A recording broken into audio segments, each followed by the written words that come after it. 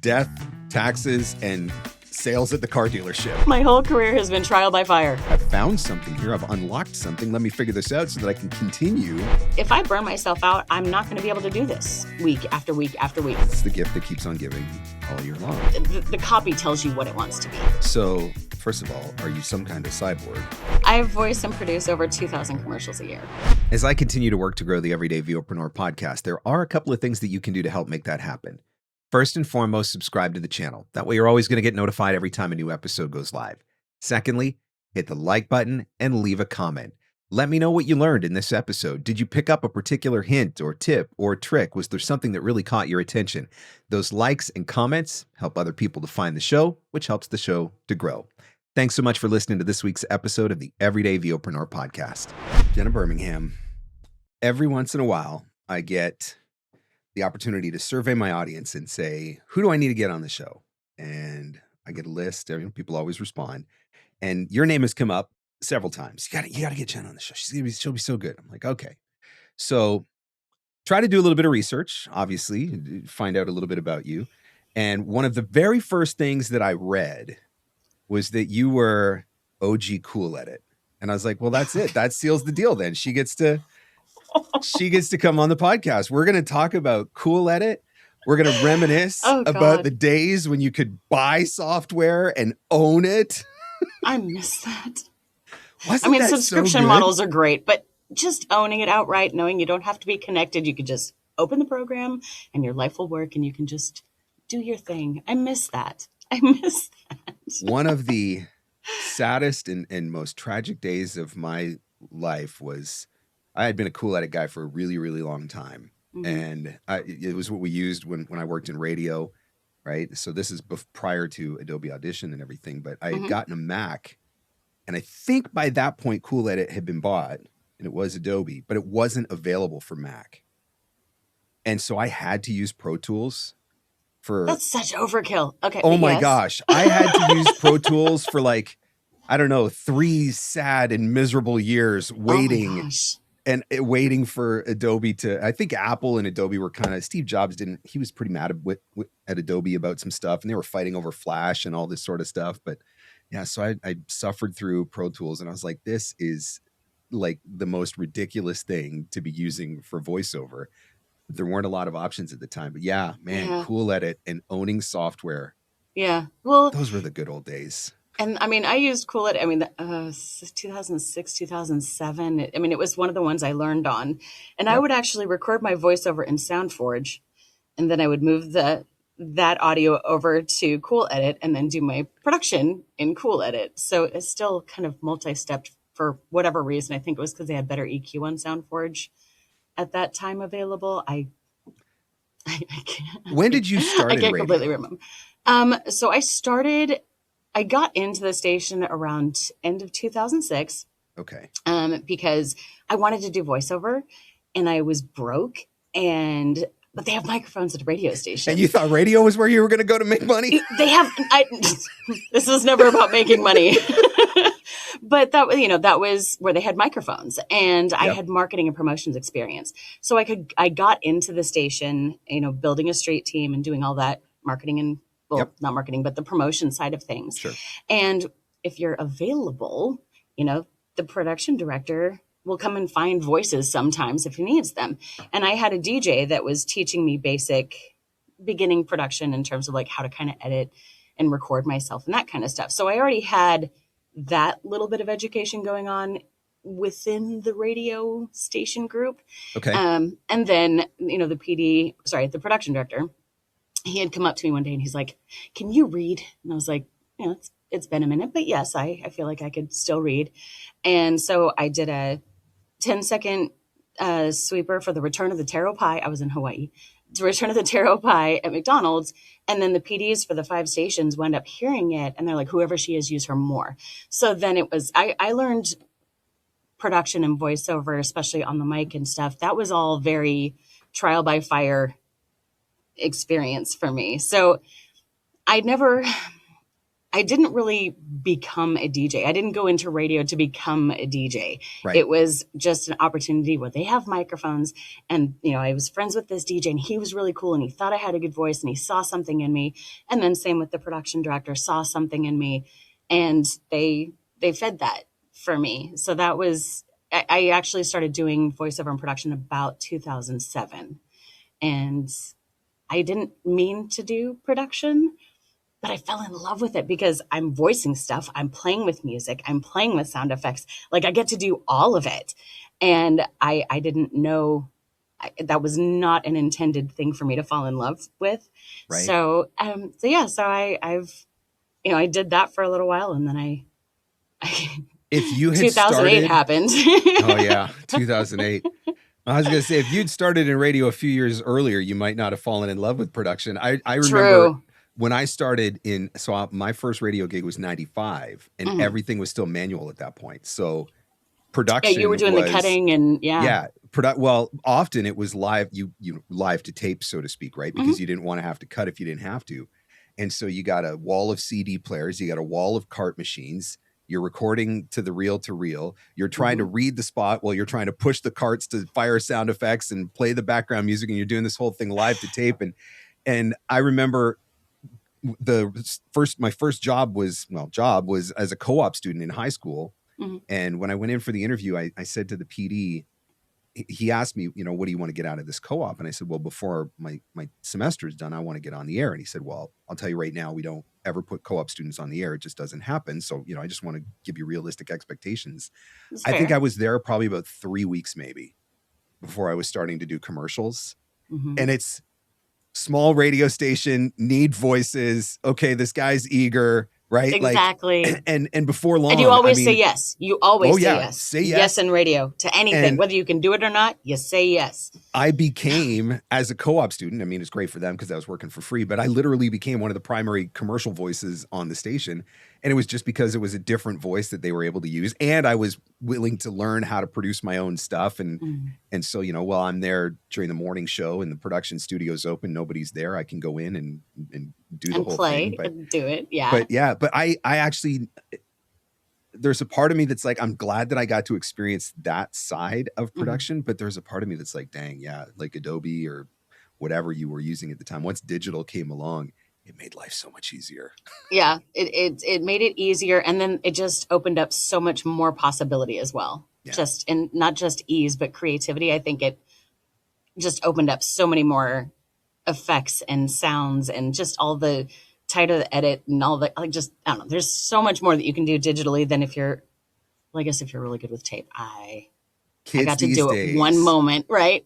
I'm like, because I did miss that. And there's moments where my bosses currently, they're like, because I care what my commercials sound like, they're like, you're about 10 years, like you should have been here 10 years ago. Like this, because a lot of the time, good enough for air was something that I had to learn. It was a painful lesson. Yeah. Because I know that there's no credits on a commercial, but I know I made it. My name is on that in my mind. Yep. And I don't want it to be good enough. I want it to be good. I want it to be entertaining. I want it to be fun. I want it to be impactful and memorable. And sometimes you just have to get it out. And that there's nothing wrong with that.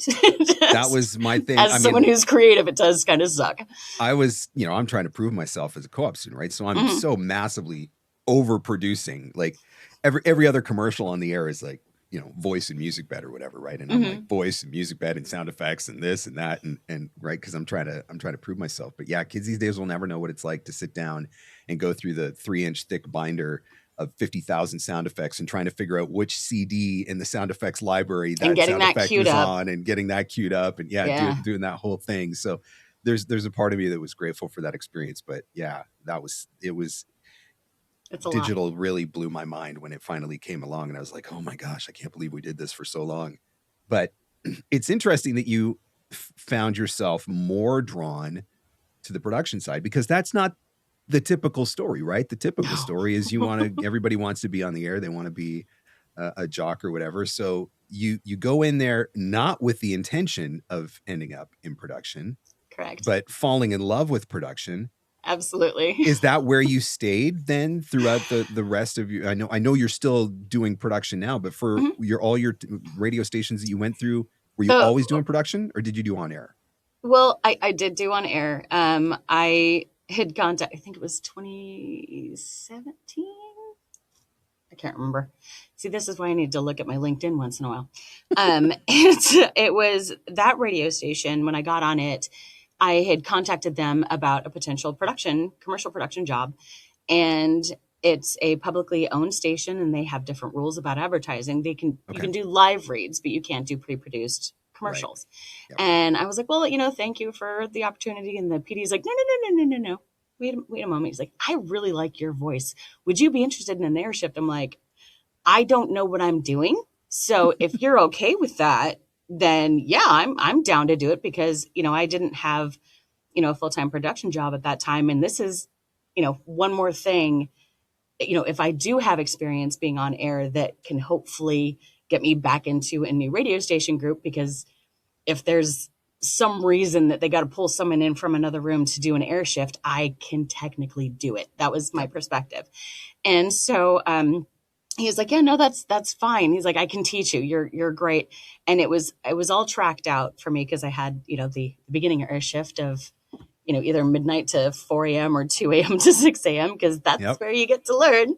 Yep. And I wrote out every break. I am such a bad DJ. And I had to Google every band that we would be that I would be talking about beforehand.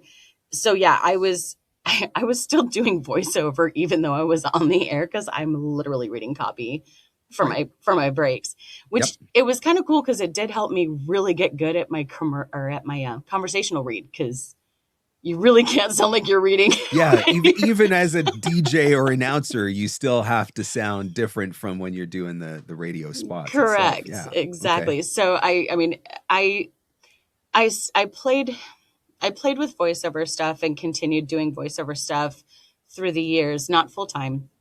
After 2008 happened and they were laying off everybody in radio and apparently everywhere. Everybody everywhere. Everyone everywhere is getting laid off. But I always wanted to get back into production and I would do little things, every once in a while, and I would play every once in a while, just, like, I feel like I'm, I'll like a song on the radio. And so, and like, sorry, here's one. My son, I think it was Intis, and he hated part of the song and I misunderstood him. So I edited out most of the song part and kept the chorus version of it and just kind of looped it and just made a fun thing out of that existing song. And I played it for him and I was like, this is awesome. And he's like, this is the part that I hated the most. And I was like, my bad. So, I went back and then I made a version for him. Or, there was a couple times where, like in Disney's Moana later on, she has Moana's main character song. She's got 3 different versions of it. Or I can take the MP3s and I can play with them in Audition and make it one nice big track so I can just listen to that one in my car. So, I did, you have that skill. Why not play with it once in a while? Play with it? Yep. Yeah. And, there was a little while where I did pageant music routine things like for, like Toddlers and Tiaras kinds of. Oh my gosh. Are we talking Honey Boo Boo here? Well, it wasn't for Honey Boo Boo, but yeah, man. Yes, those pageants, because they have, for a glitz pageant, you've got a routine that you do with your little outfit. And so you need about 1.5 minutes of music. So I would take songs and I would edit that for the girls. So, there's some random production experience that I've had over the years. And, there was always that desire to get back into radio, but I loved voiceover stuff. So that was the nice constant that I had, but there was still that part of me that just missed being able to really create something from start to finish. So much of what you did then early was the commercials that you were doing from the radio station. Mm-hmm. When did you start doing stuff outside of radio? When did you realize, oh, wait a minute, there's a whole world of this outside of the station and I can do corporate videos or explainers or e-learnings or whatever? I was already aware that was there. Okay. I knew I wasn't ready for it. Okay. Which is why I went to the radio stations. Okay. Because I did have a lot of acting experience, theater, drama, acting coaching. Just I had a lot of that from my youth, as well as music. And, I was a band geek, and choirs. Like I had all that already in my back pocket, but microphone, mic technique, and that kind of stuff, I had none of that. Right. And, you know, voiceover is different than being on a stage. I mean, yes, there's skills that overlap, but it is different. Yep. So I was aware that there were, like voices.com was a thing at the time. Yep. And you could work on the site with a free account. Your audition wouldn't be posted early, but I still got jobs when I finally did. I think it was about 6 months after I started doing commercials at the station that I did, get on voices.com. And I think it wasn't Craigslist, but there was some other kind of online thing like that where I found a couple of auditions. And then the nice thing about being at the radio station, there's TV stations in the same area. So there was a couple of times where one of the production guys from the TV station called over to the radio station, was like, "Hey, we need a couple reads. Do you guys have anyone there that we could use? Because it was like, we need this in an hour. Can they come over?" So I did get a chance to do a couple of billboards for some of the TV stations just because of being in radio and having them being aware of me there to shuffle me off to do Right some place, of the other. right time. Exactly. Very and much. willingness to just do whatever. Say yes. Right? Yeah, Say willingness yes. to say yes. I feel like there's a recurring theme here. This my whole willingness to say yes. My whole career has been trial by fire every step of the way. Why change now? It's worked for me so far, and it's a great way to learn. I think it's so important though too, because I think it's really easy to get into a comfort zone, and the fails are good to learn from too. Yeah. They're not really fails; they're just opportunities to learn. But well, I mean, whether or not they become a fail, it really depends a lot on how you respond to it ultimately. Exactly. Right. And do you just let it defeat you, or do you like, oh, okay, well, that was a learning experience and move on? But I think there's exactly that willingness to say yes, that willingness to try new things. I think it's so important because that could be where you discover the next genre or the next great client or the next great opportunity, just stepping out of that comfort zone, being willing to say yes to some things. With automotive, I had done some automotive before COVID, not much. But COVID really gave women in general a huge push into automotive because they didn't really have cars. So you sold services that the dealerships had. Yep. And women are good at selling that. And then they're like, oh, wait, they can still sell. So, we got to stay in with the dealerships after they did have cars. But I'm not a car person. Like when I buy a car, I want to know about cup holders. Am I going to be able to get on the freeway? What's the stock sound system? Like those are my priorities. Yeah. I don't know. Butt warmers in this thing. Exactly. Well, I mean, that matters in Canada. Yeah, it probably doesn't matter as much in Texas. But we had that freeze. We always have a freeze. So the butt warmer does freeze come. Where you're like, man, I really need a butt warmer in my car. Yeah, we did.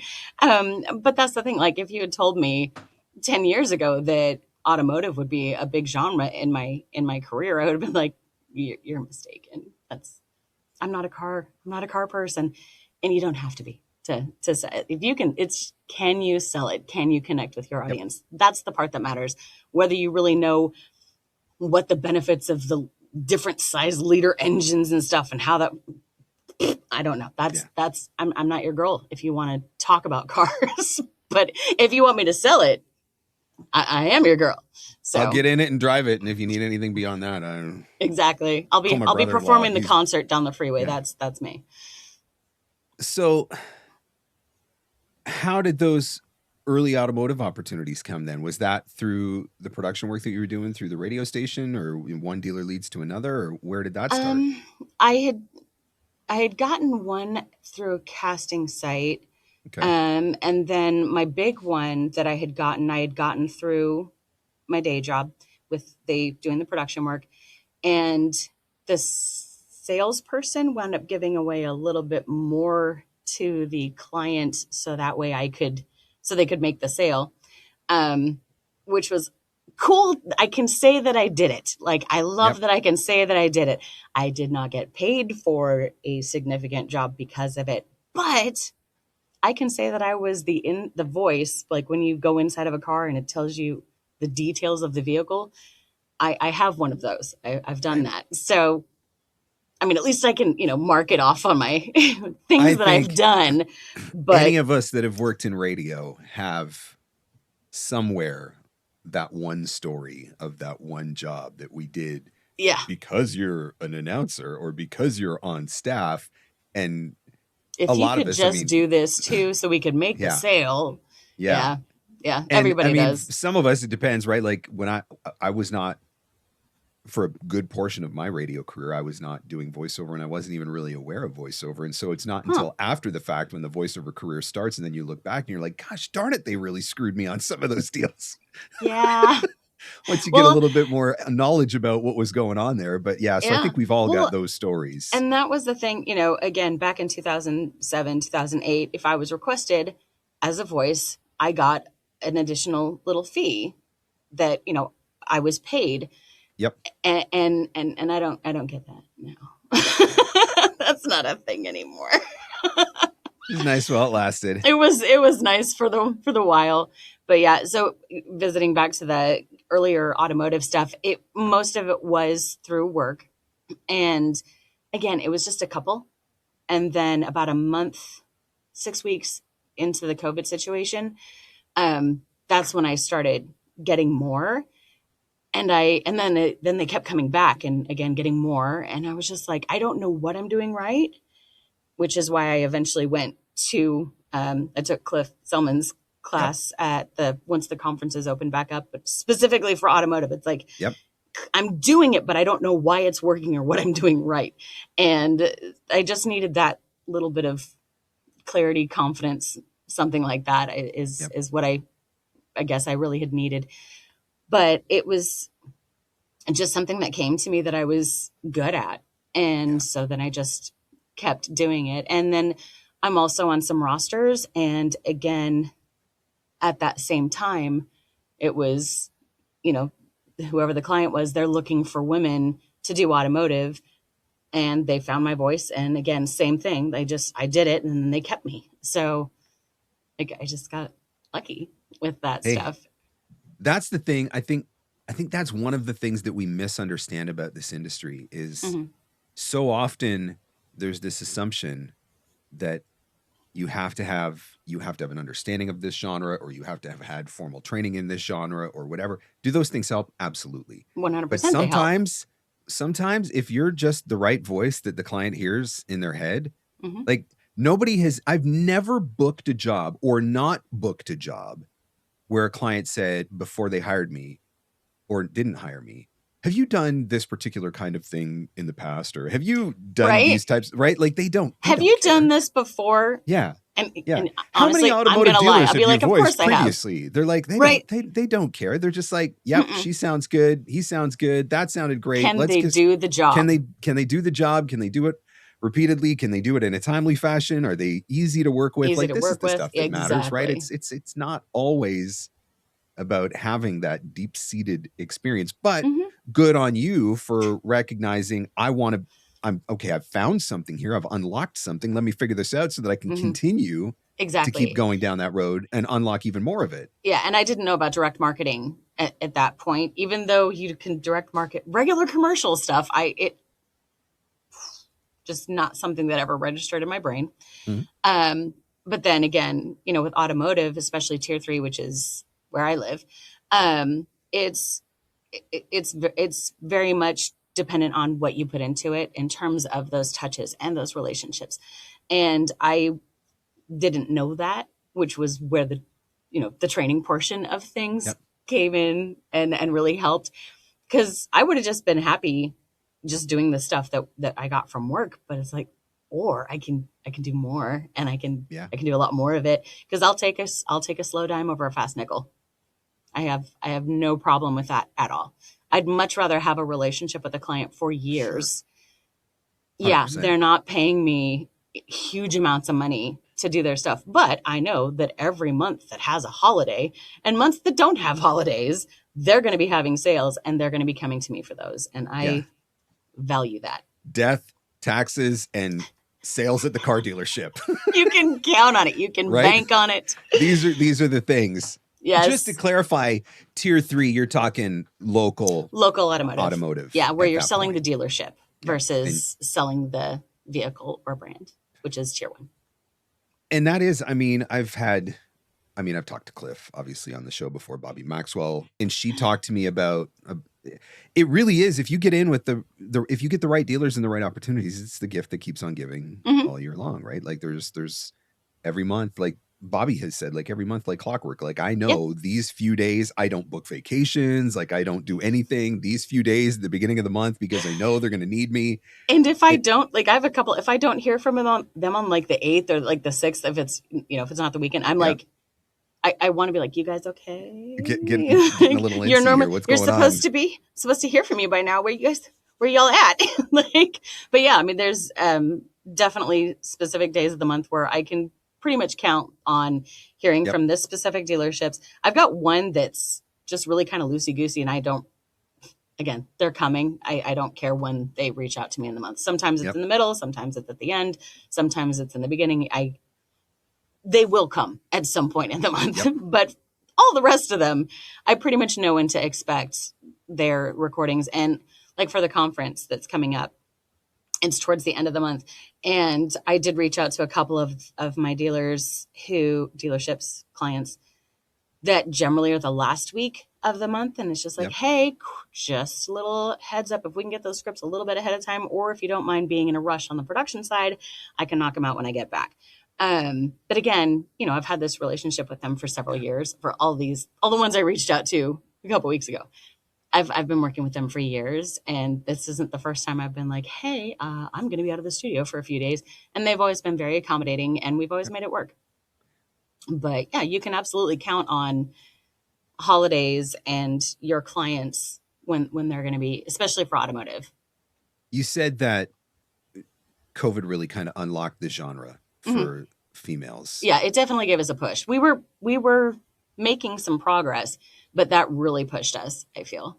What are you doing? Or are you doing everything? Are there certain brands that are more likely to lean in, or certain styles or types of vehicles? Or is it just across the board now females are getting access to all of those opportunities? Well, I know we aren't in terms of like for the big game and a lot of the big events on television. I know that our numbers in terms of how represented we are in terms of selling automotive, we're like 8%. Okay. Up for there. But in a local market, I'd say that we're somewhere between 40 and 46% of the time. Dealerships are voiced by women now. And that's not just my experience and my numbers. Just that's with me consuming media as well as making it. And, also speaking to other women. And it's definitely, and again, everyone that I've spoken to who is doing automotive and being successful in it, they can recognize. And even if for people that just consume TV and advertising, you can't not have noticed there's more women selling local automotive. Like you're going to, like for the news station, if you're watching the news, every commercial break, you're going to get multiple car commercials just because they put them in there as much as they can. And you will hear one that's a guy, and you will most likely hear one that is a girl also in that commercial break. Whereas 10 years ago, you wouldn't. So I would definitely, I don't feel like it's a made up thing that we're doing as well as we are in tier 3. I think it's just going to take a little bit more time for national to catch on and be like, oh, well, they are, women are selling vehicles locally. We should be using them more to sell our vehicle, not just the dealership. So I think just, it's a little bit slower for the tier 1 stuff, but it's definitely still improving. I did a couple of dealerships for a number of years, and it's been a couple of years since I did them now. They sold off and moved in a different direction. But at that point, I was doing truck spots, but it was a female voice that was doing all of the SUVs, CUVs, right? So they had split it up that way. Do you see that, or are you just doing the dealer and you're doing whatever they're selling? It's a truck, it's a car, it's a whatever. I will sell whatever they send me. There's several that I really just do the comparative read, and it's a male that does the rest of the commercial. So, I mean, the nice thing is, I mean, there's one client, they have had the same body of that commercial for about a year and a half, but the comparative read changes every month. Yep. And Yep. so like that first voice got paid once. I'm still getting paid every month, every month for the comparative rate of, the vehicles that they're showcasing that month. So there's some where I'm just doing the comparative read. There's some where I'm doing top to bottom. The brands that I voice the most are BMW and Subaru. And I do a lot of others. I don't do trucks very often. I've made truck commercials or commercials for trucks. Yep. But yeah, for voicing, I think I'm at 27 automotive brands at this point. So I've lost track. I have it written somewhere. But yeah, I'm at 26 or 27 brands. And if I were to keep up with models of vehicles, I don't think I'd get anything done just in terms of like the stacks of records and stuff that I would have. Cliff talks about his map, right? Where Yes. you get the map and you put And the the pin pins. of all the Yes. locations where you work. Locations. You're going to have to print out a Yes. chart with all of the brands so that you can start putting check marks beside all the brands so you can figure out which ones are left to get. Yeah. Oh yeah. No, I'm playing automotive bingo. I am 100% in it for that game. Absolutely. And you know, the map and the push pins is a fantastic idea because then you just kind of got to glance at it. Yep. And you know, I know that Bobby does that. And I know Cliff's the one that told her that. I have think that. everybody Like, that I is a think all of us disciple do of it. Cliff at this point is. Yeah, we all have the map with the push Yeah, pins. they've all got the map and the push pins. Mm-hmm. Mine's behind that curtain. There you go. That constant visual reminder. Yep. I read somewhere that you're voicing like 1,000 commercials a year. It's more than that. It's more than that. Yeah. Over 1,000 commercials a year. I voice and produce over 2,000 commercials a year. Over 2,000. Mm-hmm. Okay, so I found dated information clearly. Well, I do lie about it a lot because I undersell how much I make, and my boss, because I told him before I had said it publicly last time, he's like, you make a lot more than that. And then he looks it up and gives me the real number. I'm like, I am absolutely not saying that number because people already think that I lie about the volume that I work. So if I were to tell them for the production side of things for work, you know, we're producing DJ endorsements. We're trimming audio that comes in that's too long or too short. Sometimes we're adding beds. Sometimes there's just so many little things that don't really take much time, but technically You're producing and you get a credit for that. Not that your numbers matter beyond that. They use it more for their own metrics to know what's coming in. Right. Not this producer is way more productive than this producer. And we don't all make the same stuff and we don't all edit the same number of things. But yeah, my active number of production is insane. But in terms of, well, I guess my voiceover and production stuff is insane too for most people. But yes, I generally voice a little over 2,000 commercials a year. Voice over 2,000 commercials. Voice and produce, yeah. So, first of all, are you some kind of cyborg? Wait a minute. Get really fast. Am I talking editing. to an AI right now? Like, I'm sitting here doing the math, and I'm like, there's 365 days in the year, but then you take out all of the weekends, and then you take 2,000 and you divide, and I'm like, that's a crap ton of commercials that you're doing. Well, I mean, you know, November's the last week of October to the first week of December. I don't coach anybody. I don't do interviews. I don't do demos. I don't do anything for that because no eating, no breathing, no sleeping. I get food thrown at me at the end of those days because my brain is jello. Because we're making, and it's not just me. I mean, we have a production hub. There's several producers, and you know, we're all making over 25 commercials a day. Oh my gosh! And it's the brain is jello. I am of no use to anybody. Anybody. Thank God for Adobe Audition at that point. Can you imagine doing 25 spots old school? You can't. Oh my gosh. I don't even, Yeah. But that's the thing. I mean, in November alone, you know, you're making 25 spots a day.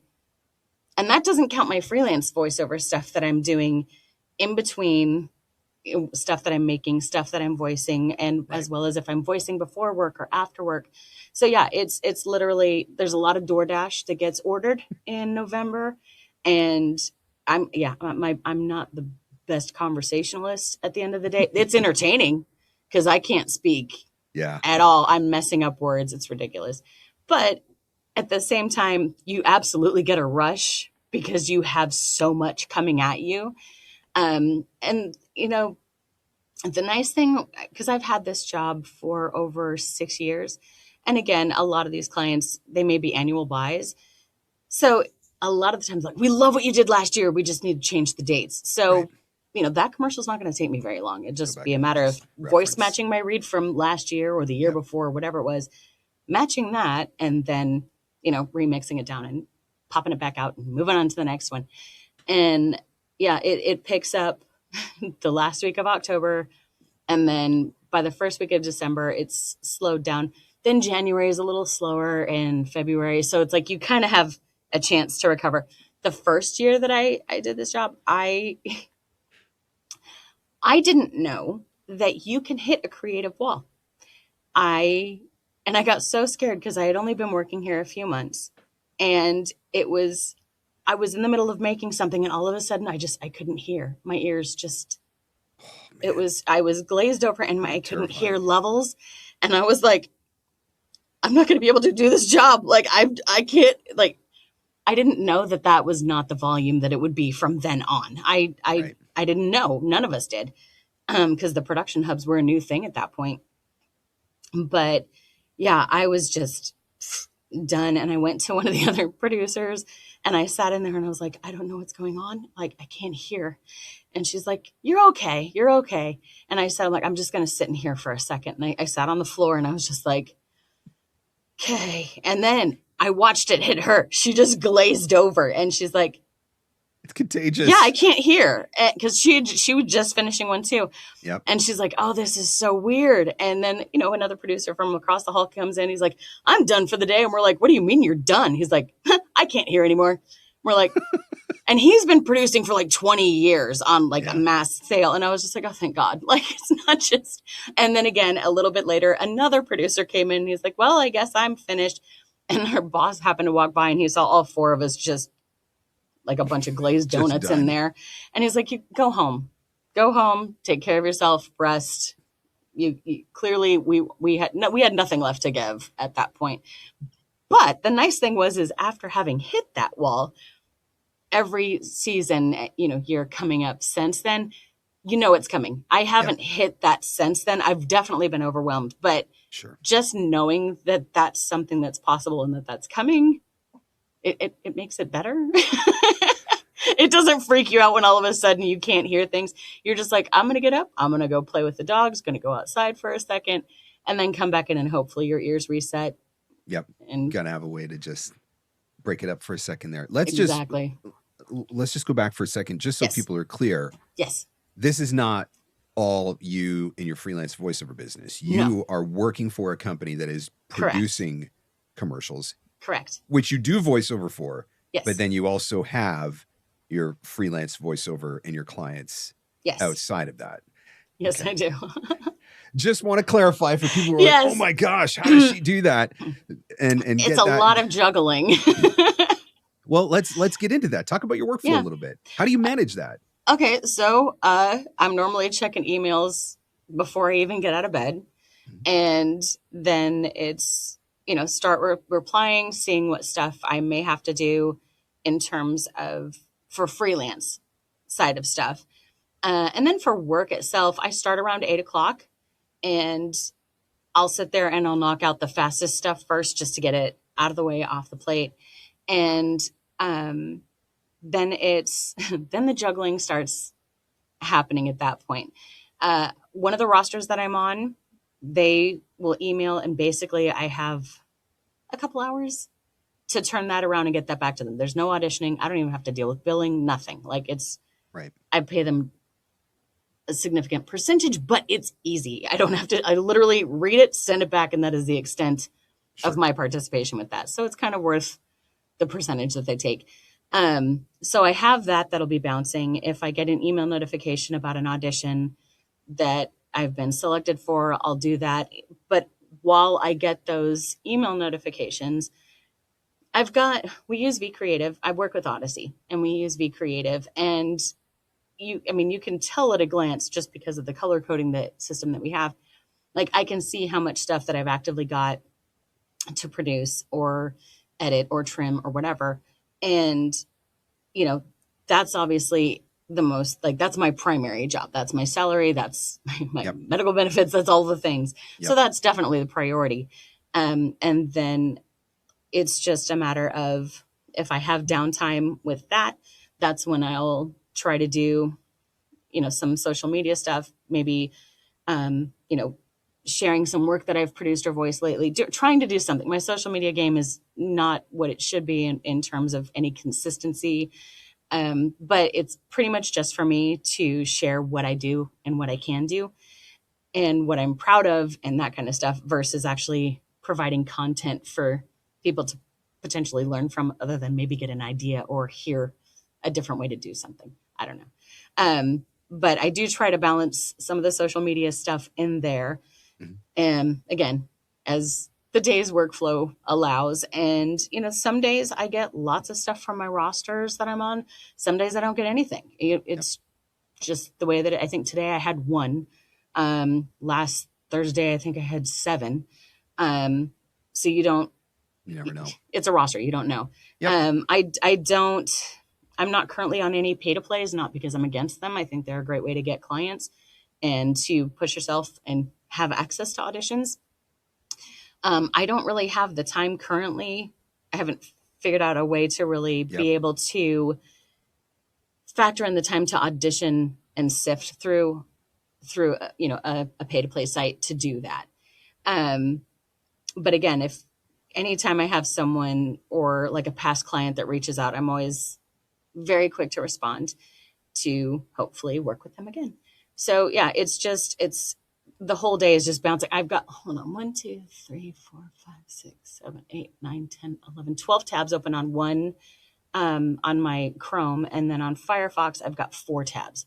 So that's all different, messengers, contacts, emails, all the things. So I'm constantly just clicking back and forth while making commercials and voicing stuff. And the cool thing with this job, the salary job, I think we have 26 commercial producers in 4 different hubs.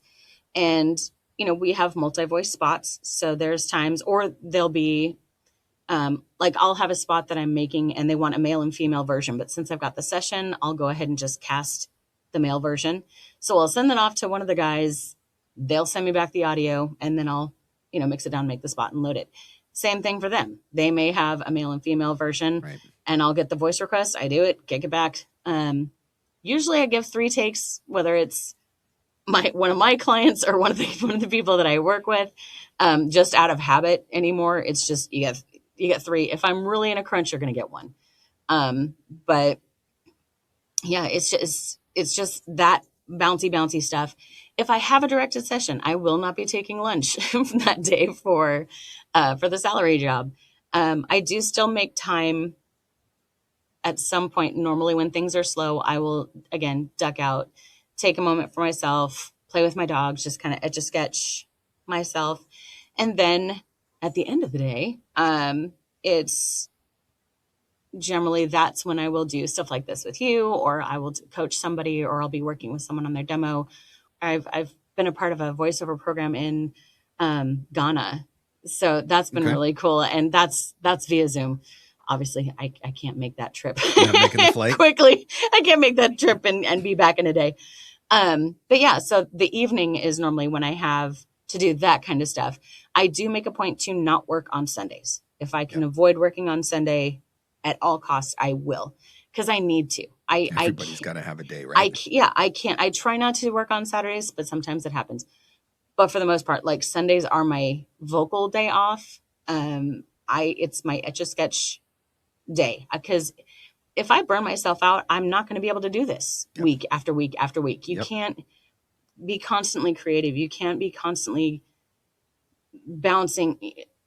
just in terms of like the commercials that you voice in a day, I'll go from reading a college spot to, some cancer PSA to a restaurant to a sex shop or gentleman's club. Like and they're all back to back to back to back. So, getting in the headspace to do all those and be those different people and have those different conversations in rapid succession. If I can't reset, Yeah. I'm not going to be able to Not bounce happening. and do all those things every day of the week. So I really do make sure to give myself that sanity, and I don't beat myself up for it. And if I do nothing but lay on the couch and watch murder shows on that day, that's fine. If Yep. I wind up going out and doing something, awesome. But it's whatever I need to do for me, because I need that for my own mental health. I need that for my own creativity. Yep. And I do understand the golden handcuff situation for voiceover stuff. But even people that are really tied with, doing promo or things like that. I mean, automotive is a little bit of a golden handcuff situation, but again, you get a routine. But Yep. generally speaking,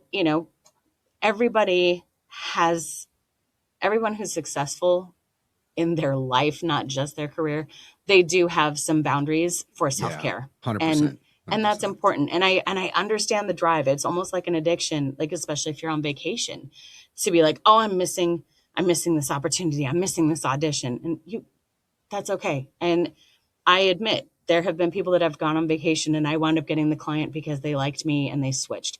I know I have gone on vacation and the client wound up with a different voice, and it's fine. It's Name of the okay. game. It's Yep. nothing personal. It has nothing to do with my abilities. Me and my life are valuable and important. 100%. And, if you're not experiencing life and having a life, you're not really going to have anything to draw from when it comes time to What's it all perform. for anyway, right? What's the point of it all anyway? Exactly. I'd really love to hear how you touched on, I could be doing a, furniture spot, and then I could be doing a sex club, and then I could be doing a PSA, and then I could be doing a cancer thing. Mm-hmm. And one of the things that I think that we are often very good at as voice actors on the whole is massively overthinking auditions and trying to, we read the specs over and over and over. Mm-hmm. We try to find that, who is this? What's my point of view? All the things that we learn in coaching. And not that there's anything wrong with that, but it's really easy to massively overthink that and then mess with your own head. When you have to do that many spots in a day, you do not have the luxury of sitting around and massively overthinking these. No, I don't. What are some of the things what are some of the creative tips or tricks that you have that help you to just, okay, here's a spot, look it over, here's where I'm going with it. And okay, you got to be, I mean, I don't want to use the word rip and read because I know it's so dirty. But that's fine. I do a fair portion of that. That is fair. That is part of the job. Yep. But it's not all of my job. But every spot's not exactly the same, right? Correct. You're still having to sit down and look at the spot and figure out, where am I going with this? How do you do that? How do you manage to do that so quickly? What are some of the things that you're leaning into that help you to just identify, okay, this one I'm going here, this one I'm going there? The nice thing is, if I'm doing a billboard for an alt station, like one of those where this hour of music is brought to you by Whataburger, Alt 1037. Again, the session's already created. All I'm doing is really doing that line. So for that one, it's going to be easy because I just remember it's my alt voice. So it's a character. It's not really a character, but it's a character. Yep. And I don't have to voice match the name because I engineered that commercial so that whatever I sound like that day for my alt voice doesn't matter. The alt 1037 is always still there. So for something like that, I just go back to I know that that's my alt voice. If I get a college spot, I'll take a peek at it and it's what's my perspective. And if I'm a student, okay, I'm pitching my voice up. Like I already know, like I have a backpack basically full of a lot of default people. And, like I said, if it's college, okay, is it the student? Am I faculty or am I just someone talking about the school? Okay, right there, I've got 3 different vocal choices and I'm pretty used. The copy tells you what it wants to be. Yep. And similarly with the gentlemen's clubs. There's an implied. There's an implied read there. Yes. And the challenging part about those is, there's 900 number, there's sultry, there's sexy. And you've got about this much space out of a spectrum. And it's like finding the right level of sexy, sultry, not inappropriate, like in that little spot. And again, once you've done it for a while, you just know where it is. You know where it lives in your voice and that kind of thing. And sometimes they'll be like there's one market. I have two gentlemen's clubs and a burlesque show. So they're all in the same market, and I have a slightly different sexy read for all of them. The burlesque one is a higher pitched sexy. One of the gentlemen's clubs is more breathy than the other one, and they're a little bit different pitches. And the one that's less breathy has more attitude. So little nuanced differences, but I don't run into that very often. I try to respect that, but that was a work situation where it's like, they all requested you. They know that you're doing the other stuff. So, yep. But again, a lot of it is just knowing who you are and who the character is.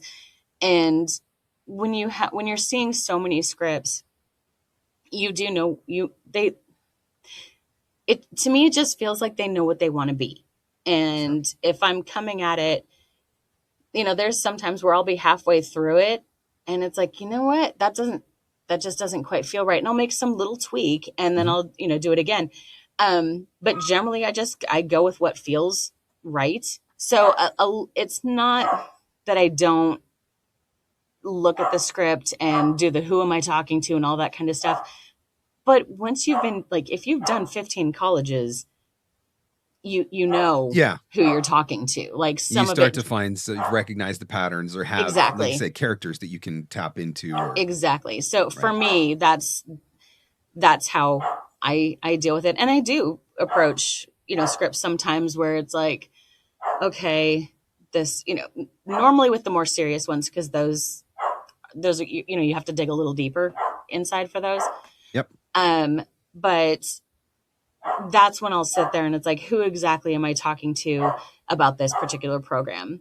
Or, that I'm advertising and stuff like that. So there are times where I am doing the, who am I talking to? What's my role in this? Am I someone that has suffered this situation and I'm trying to be a cautionary, or am I someone that helps someone in this situation? And I'm trying to let you know that this is not so, I still do the homework for scripts sometimes. If I have time, I absolutely do. Yep. But yeah, it's again, you get used to what your voice can do. You get familiar with your instrument and things like that. So a lot of the times you eventually can get to a point where you can kind of skip some of the mind stuff that goes through it. And when I am doing an audition, I kind of glance at the specs, but I'm going to do what feels right for me.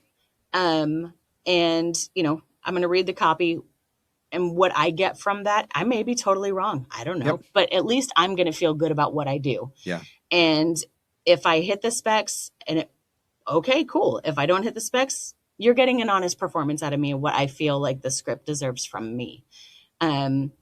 Which is, that's the genuine and authentic that everybody's asking for anyway, right? Exactly. That's what we're supposed to be doing. Yeah. I agree. Sometimes it doesn't always feel like that's what they actually want, but no. That's what they're asking for. And that's the other side of it is I've made so many commercials where I have given the client exactly what they wanted. And we want a creative spot. We want this. We want this. And I do all the things and I have a great time. And they're like, okay, we know we asked for that, but can we just get a regular... We just go back to what we've always done. Yeah. Can you just do a rip and read? And it's like, yeah, I'll be happy to make your stuff sound like everything else that's on the air. It would be my pleasure, as long as you're happy.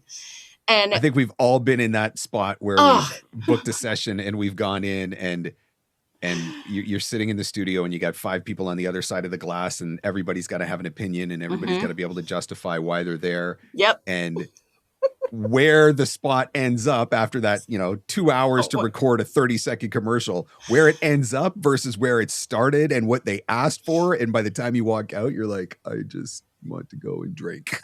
I will say I've had, there's one client that I have worked with a few times, and they have, it's the firing squad. And Yep. it's so funny. They'll start with, okay, can we just do a rough, just to get it on, just to get it recorded, what you would do. Okay. I do my thing. And then I get all the feedback, and then we start doing line by lines and all that kind of stuff. And then it's completely taken away from what I delivered. And again, Yep. they're happy. I'm doing all the things. And then this particular client, they always wind up, you know what? Can you, just to see what happens, knowing we have all these changes, can you do what you think it like a mixture of that and the first thing that you did? Sure. And I do. And it's almost the same read that I gave them the first time. Let's just circle back to where we started an hour ago. Exactly. And it's almost always the same. And they love it. And it's just like, that's happened too many times on the production side of things for me. Yep. That, they'll come back 4 revisions later. And I will admit, with permission, there's been a couple times where I sent the first copy back after all their revisions. And they're like, oh my God, this is perfect. And it's just like, of course that is. Oh, man. So, I mean, there are moments where you kind of have to laugh at some of the absurdity of everyone trying to, in a directed session like that, everyone trying to make their presence, valid, and that they have something to offer. And there have been some really great sessions that I've been in that they've come up with some fantastic ideas, and then they undercut each other. And it's just like, oh, but I really like that third take with that idea. I'm not producing that one. My worst was an in-studio session. I think the script was 13 words. I was there for almost 4 hours. Oh my. Okay. Yeah. There was like 8 people in the room. We recorded, I don't know. We spent, of the 4 hours, I think we spent about 6 minutes recording. That sounds about right. And then the rest of it was them just talking amongst themselves. Well, I'm literally just sitting there. I felt like a zoo exhibit. I'm just sitting on the other side of the glass, right? They're debating. They're and probably then they ordering go and lunch. they ordered lunch. They did. They ordered lunch, and they're sitting there eating their lunch, and I'm just sitting there looking back at them, and 13 words. And I'm like, oh my gosh, this is why commercial budgets are so expensive, because you've got every single one of these people who are in the room now who are getting paid to sit here. 13 words, but I'm like, whatever. I'm getting my check at the end of the day. I'm getting paid if that's what you guys really want to do. Sit here, you want me to pay me to just sit here, then I guess but yeah, you end up, the final spot that runs is like the very first one you recorded. Yeah. It happens way more than it should. Oh yeah. Well, I know that you do offer some coaching and doing thousands of commercials in a year. I would think that you would certainly have something to offer, a little bit of insight into that space. So tell us a little bit about what you have to offer if somebody's interested in getting in contact with you or learning a little bit more about your services. And it sounds like limited. They are. That is a factor. I'm not as available as I would love to be. Sure. But I'm also doing what I love. So, I mean, Yep. I do coach automotive commercials. And I have taught commercial when people have asked me to. Yep. And if you are interested, you just, check out jennabirmingham.com. You can email me directly. I will say Facebook Messenger is my quickest response time, just because that one's always up, because that's where family reaches out to me and everything. And my kids don't write me as often as I would like. So when they do respond, it's like, oh, I got a live one. So yeah. So Facebook Messenger, I am a bit faster, but yeah, I'm pretty easy to get a hold of. So just dropping me an email, and it's a Yahoo at this point, because that's what is working for me. And it's here, the number 2 voice@yahoo.com. And I do demos. I limited number of them, and the demos I do are commercial demos. I'm only starting to do automotive demos just because it's a little bit different than a regular commercial demo. Sure. So, yep. I'm taking that very cautiously and carefully, and you really have to be ready for that automotive demo. And I want to make sure that it's awesome. But I do commercial demos, and it's, again, same way to contact me. And most of the time when I do work with people, again, like I mentioned, it'll be on the evenings, and it'll probably be Saturdays. That's really my availability. So that part, again, is limited, and I It's not because I don't love being there for the voiceover community, because I totally do. I love being able to help people and share my experiences when it's helpful, Yep. that kind of stuff. So, Well, Jenna, this has been great. It's been fun to talk to you. I'm still trying to wrap my head around those numbers. The numbers are insane. If you had there's told a part me, of me that's like, I want to know what that's like. And then there's a part of me that's like, yeah, no, I got 4 kids. I don't want to know what that's like. You know what a workload is like. That's Yeah. You've got that. Well, and the thing about the numbers is, since I've had this job, we've had a couple of producers that have left, and then there's new ones that have come in, and they've both been voiceover people that could do production. And I knew them, and I did not tell them what the numbers are like. And it's not like when you get hired, you start getting to that number. You get built. Once you get comfortable, your numbers will slowly start to grow in terms of how many you make a week, a month, and that kind of stuff. If you survive your first November, exactly, that's how we know that you've got what it takes to do this job. That's kind of what it sounds like.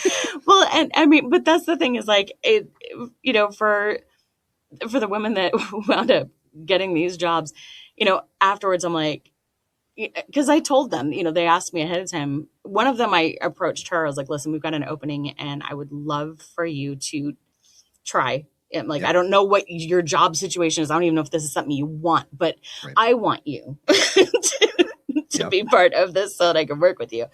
And the other one, she straight up asked me before she applied, what's the workload really like? What's the job really like? And, and I told her, I just didn't tell her the numbers so much because I wanted, busy, but it'll be fine. Yeah.